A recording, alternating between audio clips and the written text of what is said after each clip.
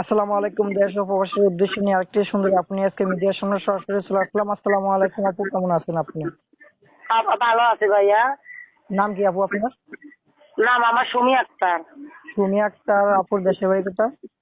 বাড়ি আমার চট্টগ্রাম চকরিয়া পড়ছে। জি। চট্টগ্রাম চকরিয়া। বয়স কত আপনার? বয়স 18 বছর। 18 বছর। বিয়ে শাদী হয়েছে আপনার? না, আমার বিয়ের সাথে হয় না, আমার সৎ মা আছে ঘরে খালি। আপনার ফ্যামিলিতে কে কে আছে?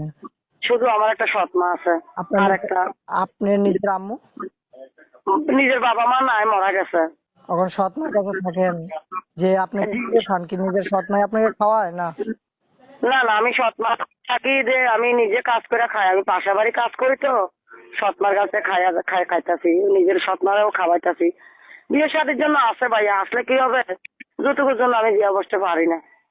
আচ্ছা আপু, যে এত সুন্দর চেয়ার নিয়ে আপনি বাসা বাড়িতে কাজ করেন, আর মানুষে কোনো খারাপ মন্তব্য করে না আপনাকে নিয়ে? না ভাইয়া, খারাপ তো এই জন্য বলবো, আমরা তো একটা গরিবের মেয়ে বাসা বাড়ি কাজ না করলে কে কেমনে খাবো? আমাদের তো আল্লাহ একটা প্যাট দিয়েছে, কর্ম করে খাওয়ান তো লাগবেই।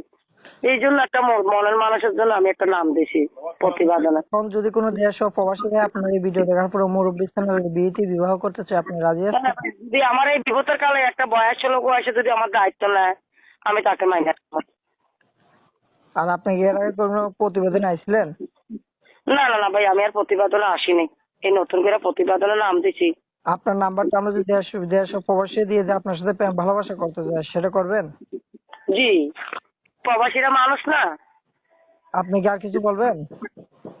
না, আমি আর করবো না, প্রবাসীরা তো মানুষ, আমি এরকম ভালো একটা মনের মানুষ পেলে তাকে নিয়ে আমি একটু গর্ব আনতে চাই।